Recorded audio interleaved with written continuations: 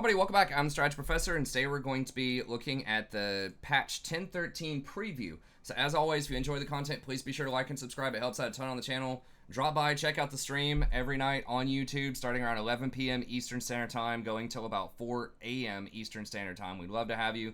Very friendly, chill community. I try to explain as much as I can about what's going on in the game, while also holding a conversation with the chat about League or just anything else you want to talk about. And then we do fresh tier lists and patch notes every video, and we have tons and tons of other guides, coaching sessions, and other content on the channel as well. So be sure to check all that out. And as always, remember with these previews, this is not guaranteed this is going to actually happen on patch 1013. It is likely going to happen on 1013, most of this stuff. But be sure to always check for the official patch notes that release usually the Tuesday before patch.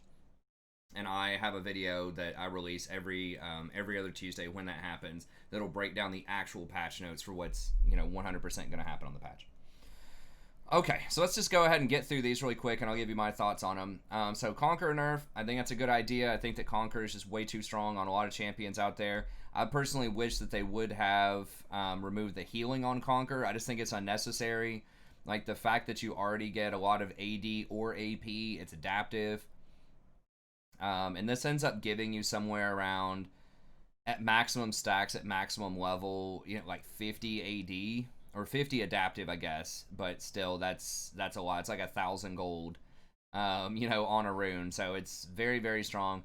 But primarily what this is going to do is it's going to lower, or it's going to raise the amount of time it takes to reach your maximum potential. So in short fights, it's going to make Conquer a little bit weaker. So if you're fighting somebody and you have Conquer and they have Press the Attack or they have Electrocute, something that's going to trigger much faster, then they're going to get a little bit of an advantage off of this. But if it's a longer fight, if you're fighting against a tank or it's a team fight, it's going to last, 5 to 10 seconds, something like that, then it's going to hurt. And it's going to disproportionately hurt champions that primarily just stack it with auto attacks or like single spells.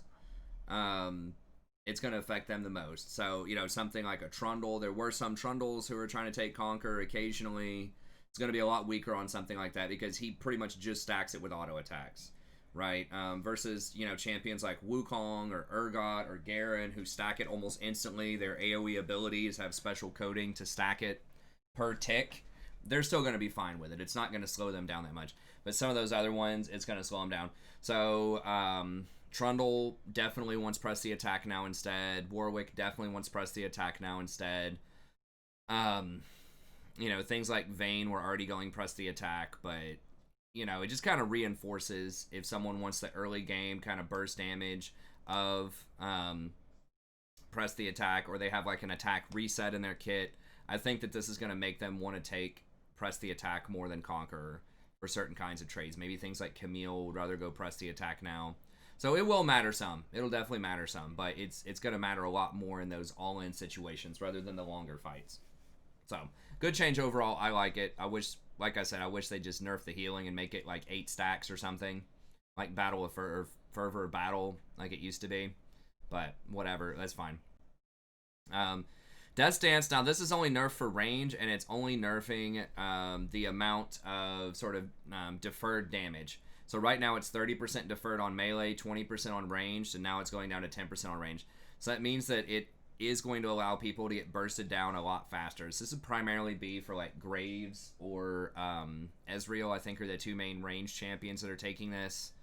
So it's probably fine. I mean, Graves can get Black Cleaver instead anyways. A lot of the time, like, Death Dance is, an option, but he can do other stuff too. He can go Ghostblade, he can go Dustblade. He has other options, but it will definitely hurt the Death Stance build. And the same thing with Ezreal. He can still just go back to Blade the Ruined King if he wants to.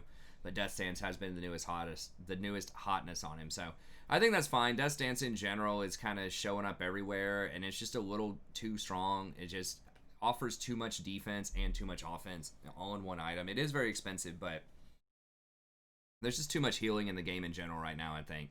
Between, Conquer and Death Stance, Ravenous Hunter, a lot of these tankish type of champions taking Spirit Visage, just naturally having a lot of healing, like Aatrox, and Red Kayn. There's just so much healing. And then, like, Soraka and Yuumi being two of the most powerful supports right now.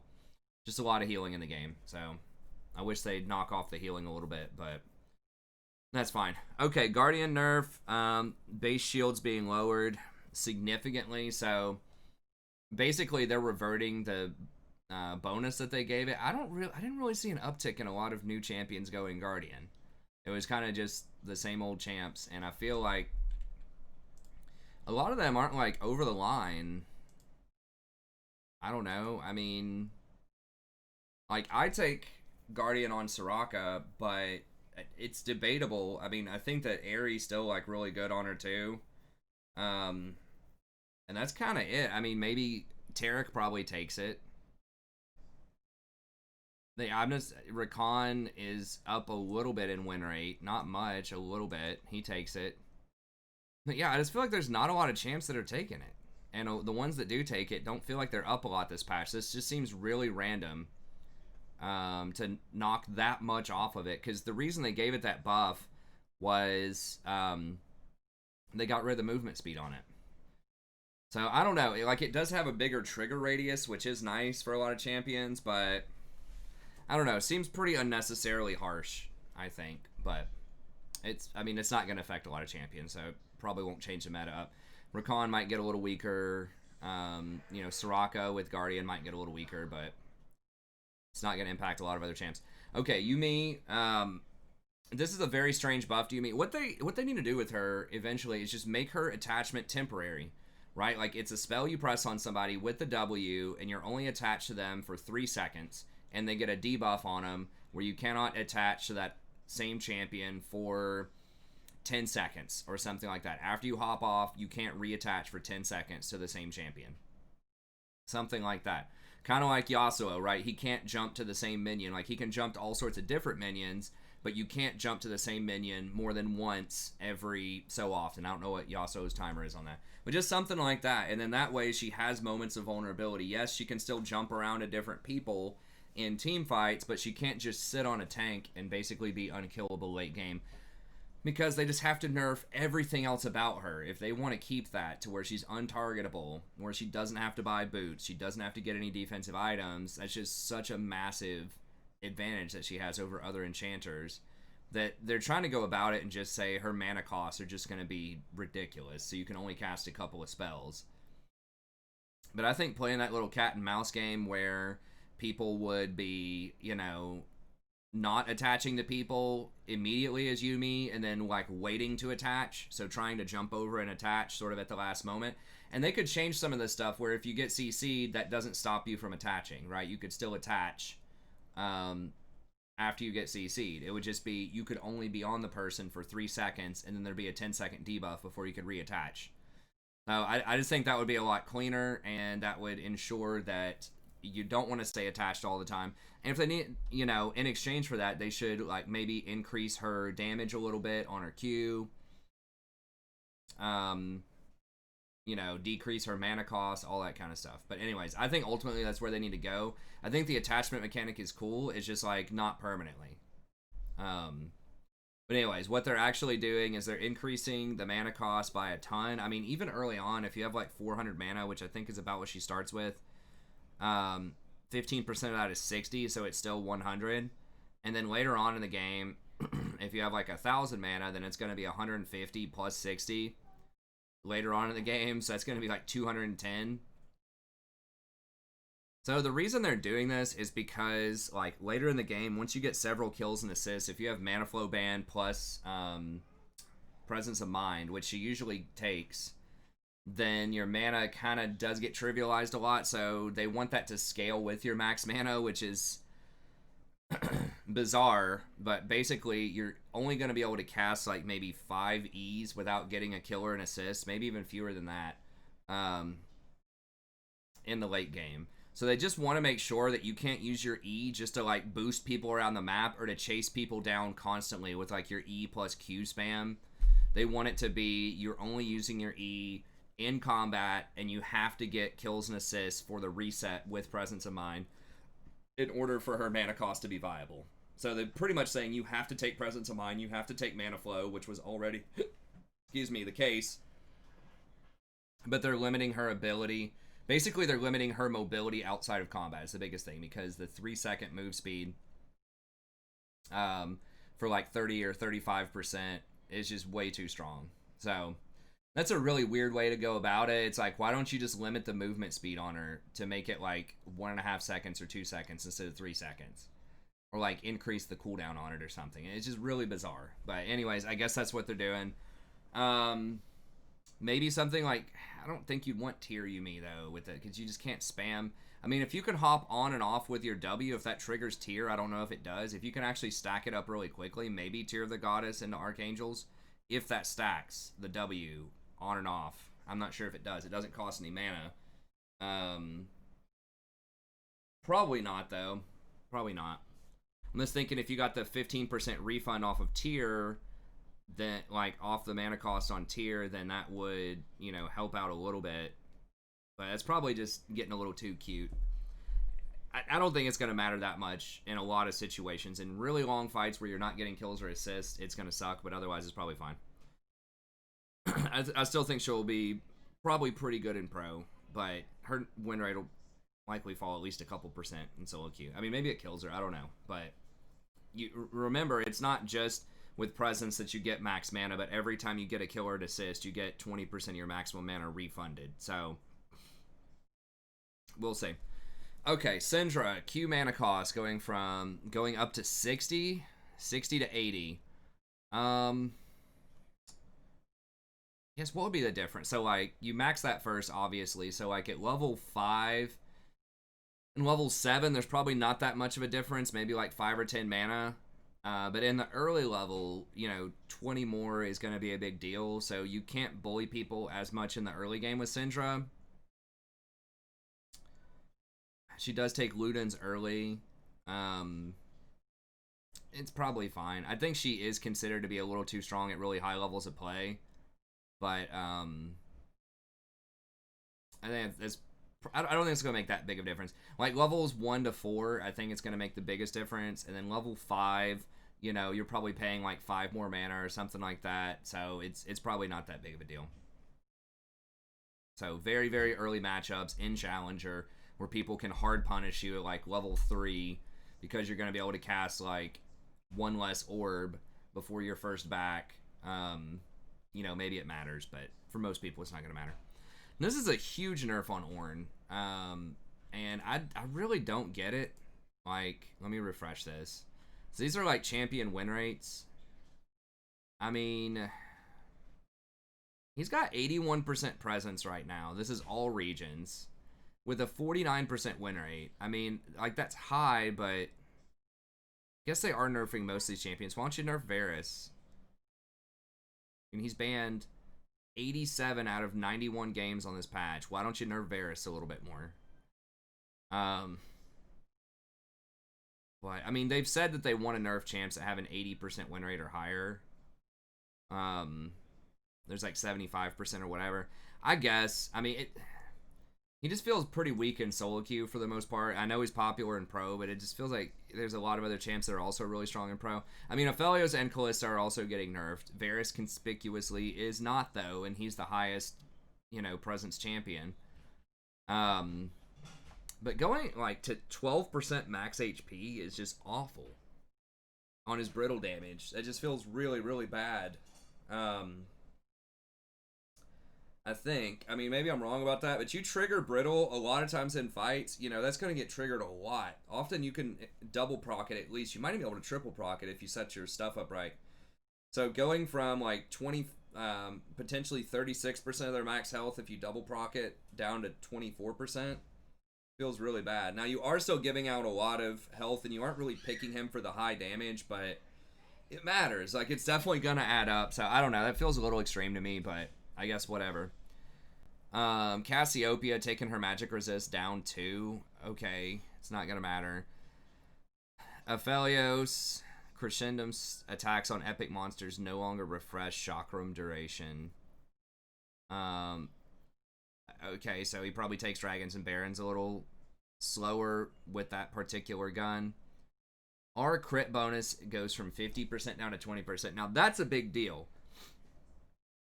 So that means that your R damage, if it crits, does a lot less, from 50% down to 20%. That's huge. That's going to really hurt his crit build, and I think most people build crit on him. I mean, I'm wondering, I don't know his ratios, but would this be enough of a nerf to do something like Blade of the Ruined King? I don't know how that interacts with some of his different guns, like his W. I don't know if that triggers on hits. It's like trying to read a freaking instruction manual or a novel to understand Aphelios. But if he has special interactions with Blade of the Ruined King, maybe he just goes Blade instead. He already has lifesteal on one of his guns. I don't know. Maybe that's just bad. Maybe you still have to get crit even with that setup. Maybe he goes. I don't know, maybe he goes back to Essence Reaver instead of Infinity Edge in that case. I'm not really sure. It feels like maybe there's a world where he goes Blade. If he also goes Hurricane, and if something like his W, when it attacks a bunch, if it triggers on hits every single time it attacks. Or like if does the flamethrower apply on hits to every single thing that gets flamed? I gotta just look at it real quick. I know I'm trying to get these done in 30 minutes. But I'm kind of curious.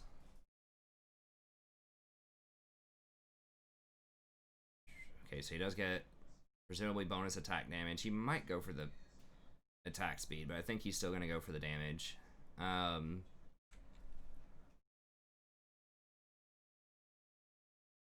Offhand shots. Okay, Severum. Don't use projectiles. Heal him for a percentage. Convert it to a shield amount. Okay. Aphelios gains movement speed and attacks up to 6 attacks over the duration.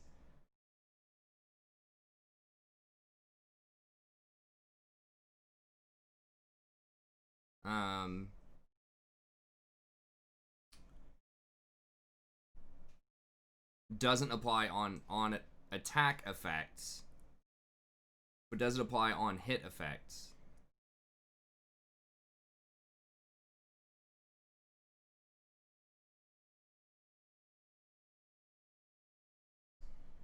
So in other words, it doesn't apply. I don't know what on attack effects would be. I assume that's not the same as it's not. It doesn't mean on effect on. I think it would trigger on hit. I don't know. It's not telling me clearly or not. But if that gun triggers on hit, sentries almost certainly don't trigger on hit.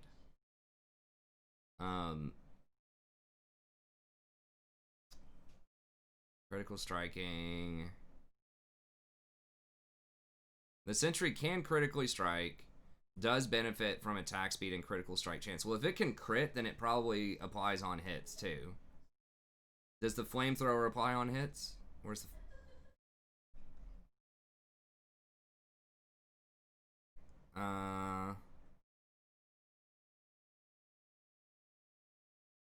Okay, it does apply on hit.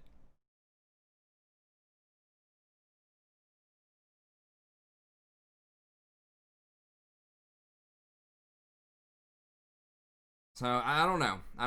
I'd have to, check everything else out. But if that's too much of a nerf on crit, and I think that's a huge hit to crit, then maybe he just goes for something like like an on-hit build. I don't know. It'd be like, doesn't have any AP ratios, I don't think. He wouldn't want, like, Nashers. Well, he does have an AP ratio on Calibrum. He does have some AP ratios. I don't know. It could get interesting. With some of his builds, but anyways, big nerf to the crit build for sure. Callista, whatever, okay, she loses a little bit of AD, doesn't matter, she's already not doing that well. She's got a 39% win rate in pro, in solo queue, she's probably like 50% or something, so I don't, she's picked a lot, she has high presence in pro, but whatever. Level 10, you're gonna have, 2 less AD? It's fine. Okay, Nocturne. His passive attacks on monsters also give double cooldown reduction like champions. That's actually really massive. Because I think it's every 10 seconds he does like an AoE sweep which heals him and does AoE damage to everybody.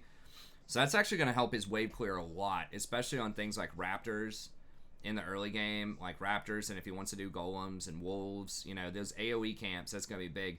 And if he wants to go to, I guess that's only for monsters, not minions, so it would not work in the lane for minions, but that'll actually help out his clear and help him stay significantly healthier early on in the game. So that's actually pretty big. I don't know if he's necessarily going to be, you know, top tier at that point, but that's certainly going to help out his early game.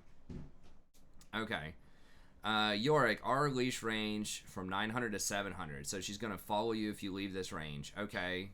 I don't know. I'm not a Yorick main, so I'm not 100% sure what's up with that, but I guess that makes it easier for her to follow you. Okay. You can still detach her with R if you wanted to stay in a lane and autonomously split push. Okay, Rise, base magic resist going up by 2, base AD going up by 2. Okay, not gonna matter. Gnar, attack speed going up a little bit on the E.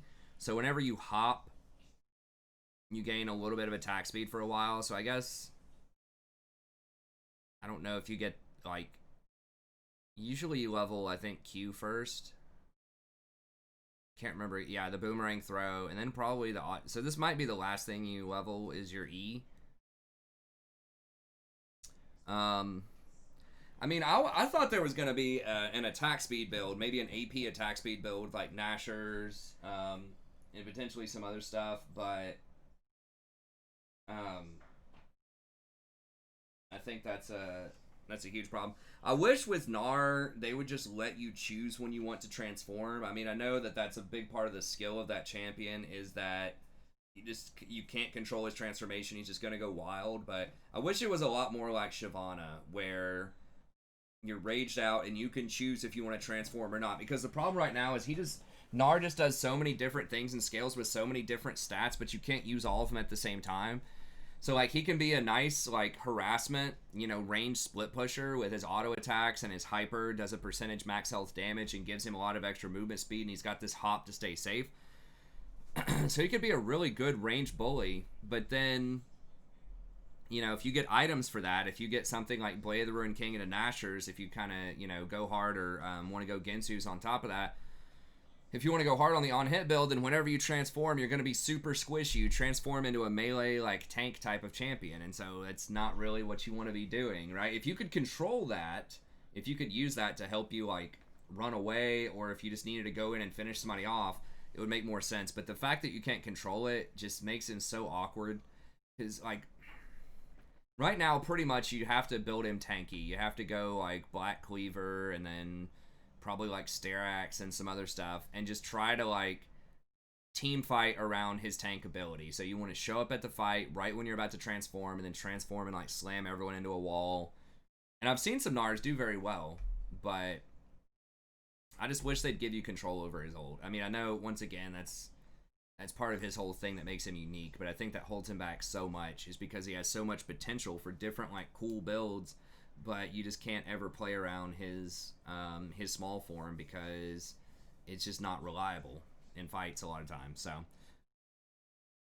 anyways, that's fine. So they're helping him out a little bit with attack speed. Vi, Q cooldown. I believe you max Q first, so 2 seconds off of that later. That's pretty nice. That'll give you, you know, more mobility in fights, a little bit more burst in fights. So pretty good. I don't think Vi is terrible right now. I think she's pretty good. So, nice little help there. I don't think it's going to change her position too much, but it'll help a little bit. Okay, Lucian's laser getting 100 extra range. That's actually pretty big, because the laser range is already, like, pretty good at 900 if you aim it correctly. I feel like he's an AD carry who definitely can be really strong. I don't know what his win rates are right now. I feel like it's not that high, and I really don't understand why, because it just seems to me like he can have such a big impact on the early game. But yeah, he's almost literally the worst AD carry right now, so I guess he does need some buffs. Yeah, I don't know. I mean, would like a Manamune build? His Q doesn't trigger on hits, but like his double shots would trigger 2 shots of it. So if everyone else is building tier, could he do it? I mean, his double shots do trigger it. He would like the mana a whole lot. Yeah, his ults don't trigger. So I don't know. There are a lot of different builds on him. I think most people just go for the crit build, but I don't know. Sure, help him out. I don't think he's that bad right now, but statistically he is. So I guess there's no getting around that. Okay, Rakan's W damage is going up by 20 at max rank. I don't think this is going to be a huge difference with Rakan. I think they're just trying to give him something, like a placebo buff, as LS likes to call it, some kind of buff to get people to play him and just realize he's not as bad as people think. But yeah, if you max this first, which a lot of people don't do that anymore, it's like 3 points of W in lane, and then you switch over to shield after that. So like you're gonna get this 20 extra damage at like level 13 when you finish your W off. Is that really gonna matter late game? Probably not. I mean, if it was 20 in the early game, yeah, that would probably matter. You could be a lot more aggressive in lane. But the fact that it's basically no increase for the first like little bit. I mean, maybe I don't have the exact numbers in front of me, but maybe you get 5 early, 5, maybe 10 at level 3. Could be good, but probably won't matter a lot. I do think the Rakan is better than a lot of people give him credit for right now, but okay, so champ select reporting and muting. People were asking about this on stream. I don't think this is gonna be a big deal. Like, you can mute people in chat, okay? That doesn't matter. And then okay, here.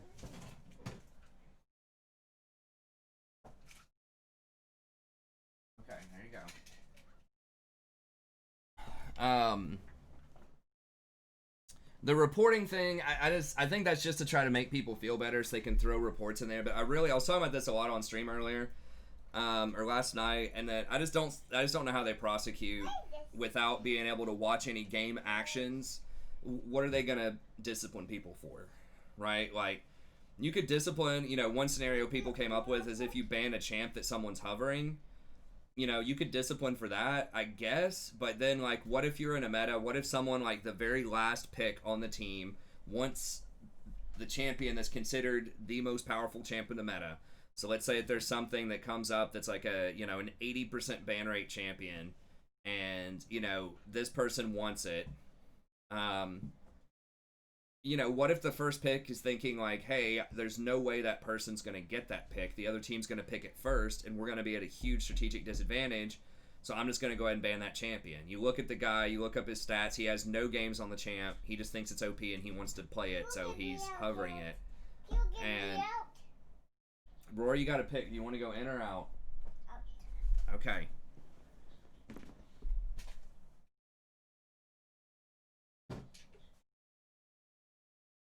Okay. All right. You mean you take it? Okay, there you go.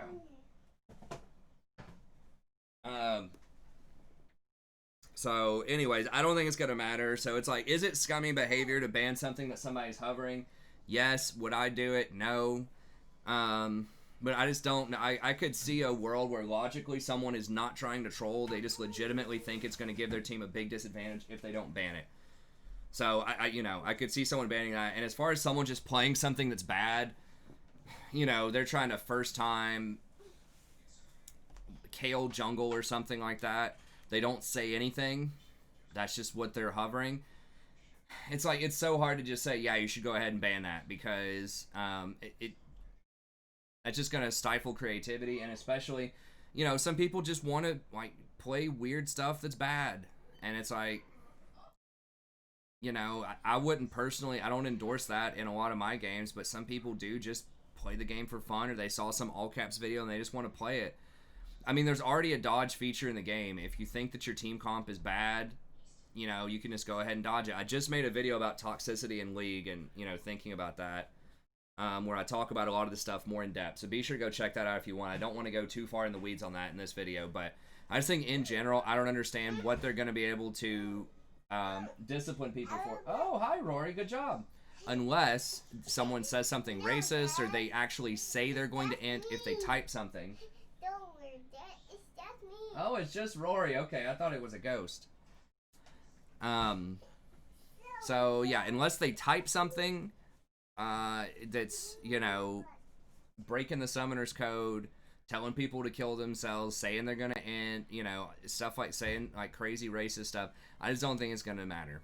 I don't think they're gonna discipline people for picking weird stuff. But, you know, if people, I think it's a good idea to implement it just to make people feel better, I guess, you know. Sorry, Dad. I just wake up. Oh, you just woke up Sadie, didn't you? I don't think it's going to have the effect that people want it to have, but if it makes people feel better, sure. Okay. And the thing is, it's symmetrical. If you're trying to climb, I'll always talk about this. Yes, you might get people that pick bad stuff on your team. The enemy team is also going to have people that pick bad stuff. If you just play 100 or 200 games, all of that's going to even out. Anything that seems troll that's going to happen on your team is going to be troll, and it's going to happen on their team. Right? You have enters on your team, they're going to have enters on their team. You have AFKs on your team, they're going to have AFKs on their team. Right? You have people picking, you know, Kale Jungle in your games, they're going to have people picking, you know, Master Yi support in their games. So all of that stuff evens out over time, and if you're playing better than everyone else in your ELO bracket, you're going to climb. So yeah, some games are going to suck, some games are going to be lopsided, unlucky, all of that. But over time, over enough games, if you're playing well, you're going to go up. Okay, the final thing, AP off builds here. Q AP ratio 0.5 to 0.7 on Kog'Maw, and then a 0.35 on his R. I don't think it's going to be that good. I mean, maybe. The Q, is that the slime or is that the spitball? If it's the slime, that could potentially be kind of strong. If it's a spitball, that's not as good, because the slime goes through minions, and that's also wave clear. Let me just see really quick. AP Cog historically has not been that good. There have been some moments where people have tried it out, and it can feel kind of frustrating, but I just feel like Xerath is just a way better version of AP Cog. If that's what the kind of champion that you're looking for. Okay, it's the spitball. I just don't think that's going to matter too much. I mean, it is a lot of damage, 290. It is on a fairly low cooldown. It's single target. It's a line skill shot that you have to hit. Doesn't go through minions. He has pretty much no AP scaling on... Well, I mean, if you have 200 AP, I guess it gives you 1% more max health per hit, but he has very low AP scaling on... his Bio Arcane Barrage. Voidoos, this is what I was thinking of. That's only a 0.5. Longer cooldown. I just don't think the ratios are there. People were, you know, theory crafting this a lot last night. It costs too much mana. I mean, maybe with Mana Flow plus Presence of Mind plus Tier or something, maybe you can get enough mana to cast a lot of these things, but...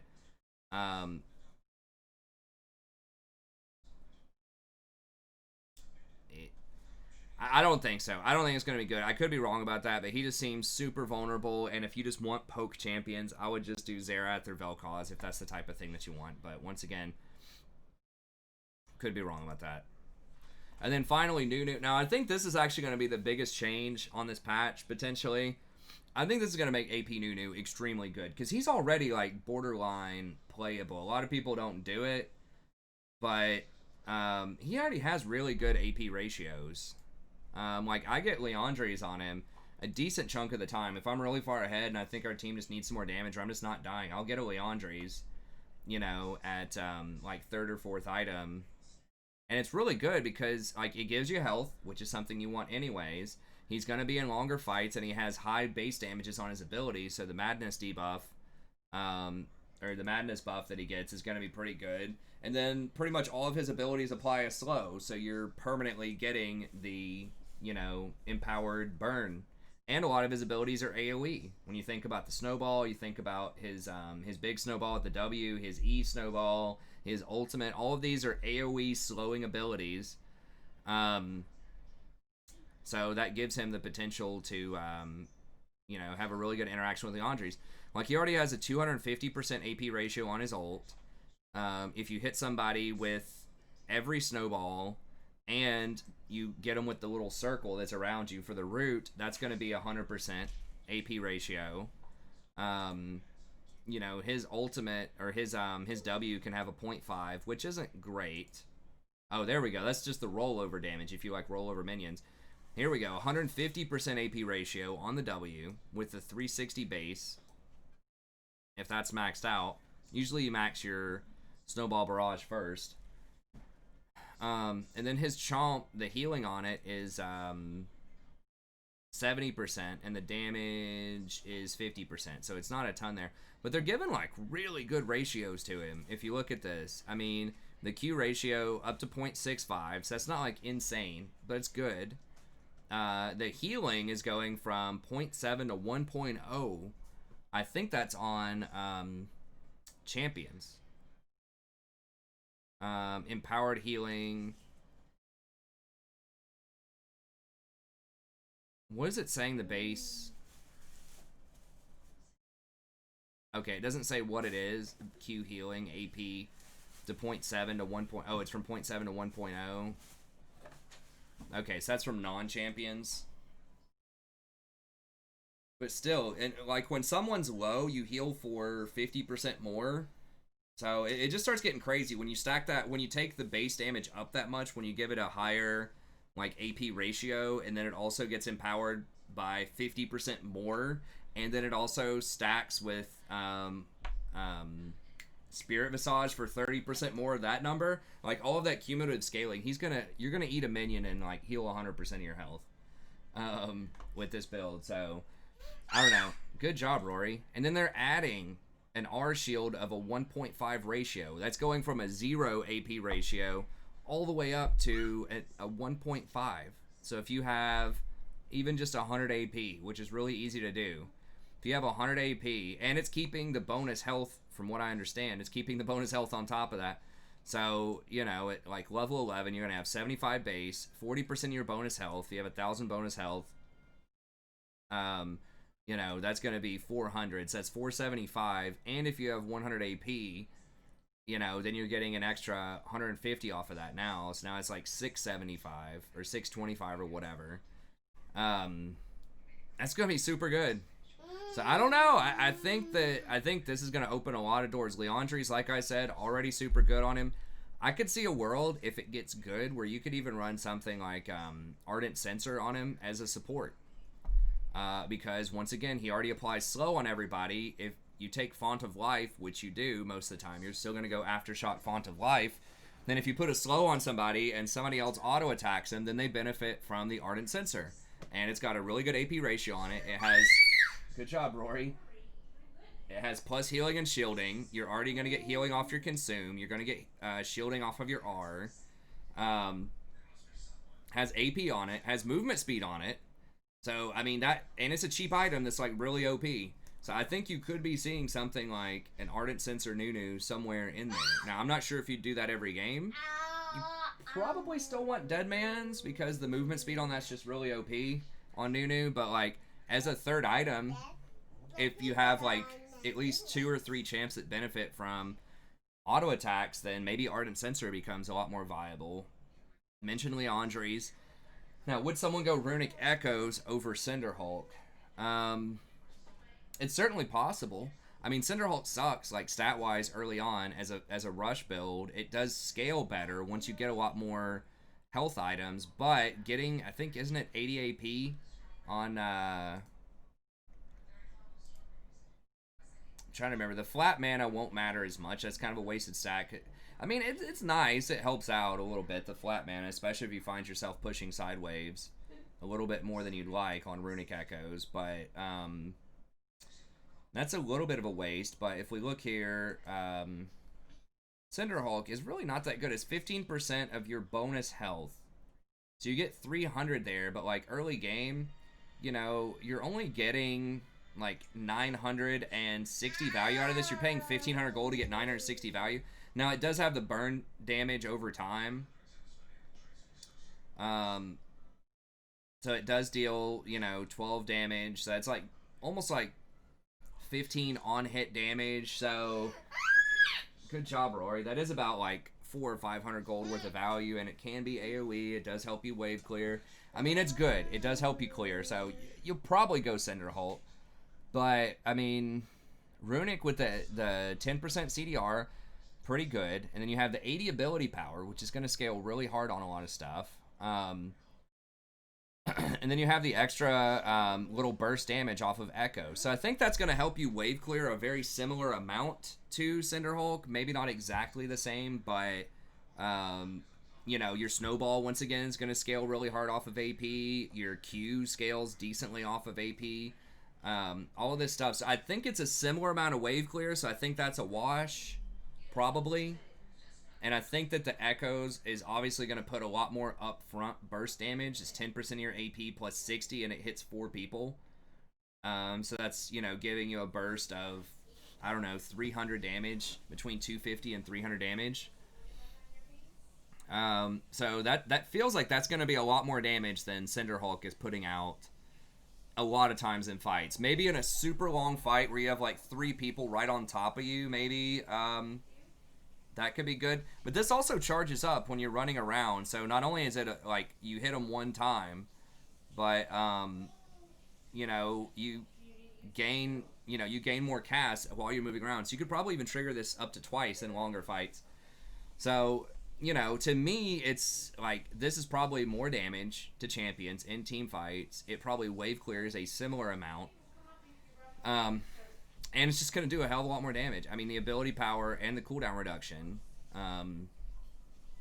it doesn't have the HP. And the thing is, the HP does scale. His ultimate scales with HP. His Q scales with HP. How much damage you're doing, how much you're healing, all that stuff. So, I don't know. That'll be an interesting debate. Runic, I would say Runic's going to be better on 2, maybe even 3 items. And then Cinderhulk on 4 or more items. If they're all HP items, is probably going to be better, potentially. But if it's early game and you're just trying to snowball hard, man, you're going to hit like a truck. You take Runic, you know, Runic on Nunu, you're going to be blasting some people. So especially if you want to, you know, sneak an Ardent Sensor in or something, or just some other item that doesn't have a lot of health on it in the early game, or like as your like 3rd item, maybe you go Runic. So it'll certainly make his build a lot more interesting. Yeah, I think he's already really strong. But the thing I think that'll be the biggest winner is, you know, 3rd item, either Ardent Sensor or Leandries, because they both just bring so much utility to the table. And I think it's going to be a lot stronger. I think Nunu's going to go up by like 2% off of this. I mean, it might even be correct to rush something like a Leandries. You could even do like Cinderhulk into Leandries. I mean, Leandries has 300 health on it. And it's a good like compromise kind of item because it has the health, but it also puts out a ton of damage. Whereas Ardent's kind of like more all in on the helping your team out, but you're going to be way squishier type of thing. So, I mean, who knows? Maybe there'll even be like a hard snowball Nunu build that goes, you know, Runic into, you know, Leandries into Ardent Sensor or something like that. I don't know. But anyways, okay, well, that's going to be it for this video. Don't want it to be too long. We were aiming for 30 minutes. We got it at about 45 or less, but that's less than an hour, so I'll take it. Definitely some exciting changes here. I think there's some fun stuff going on. Like I said, I think the Nunu changes are probably going to be for real. That looks pretty serious. I don't know how far down the rabbit hole we're going to go with AP, but I think it's definitely going to help, like the Leandries 3rd 100% type of builds. So we'll see about that. The Yuumi nerf's probably going to hurt quite a bit. Conqueror nerf going to hurt, but people will probably get it. If they have a press the attack option, they might go press the attack instead. We'll see. Death Dance might matter for Ezreal, might matter for Graves. Otherwise, probably not going to matter. Guardian, going to hurt Rakan. Going to hurt probably like Braum, Rakan. Unnecessary, but those champions will probably still be viable. Syndra hurts her early, doesn't matter late. Ornn, gonna hurt him in pro play, but doesn't, is unjustified, but it's happening. Cassiopeia doesn't matter. Aphelios, interesting. Maybe he goes on hit with Blather and King. I don't know. I'm not an Aphelios expert, but that's definitely going to hurt his crit build quite a bit. Callista doesn't matter. Nocturne jungle, good buff in the early game. Okay, hold on, Rory. Then we'll get it. Yorick, I'm not sure. Probably won't matter. Rise doesn't matter. Gnar probably doesn't matter. Nice in the early game for harassing ranged champions. Vi, good little buff for team fights.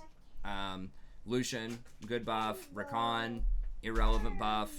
Kog'Maw, not going to matter. Probably Nunu, going to be a big deal potentially, especially for later game solo queue Nunu. Okay, but that's going to be it. Thank you very much. Have a good day, and we'll see everybody next time.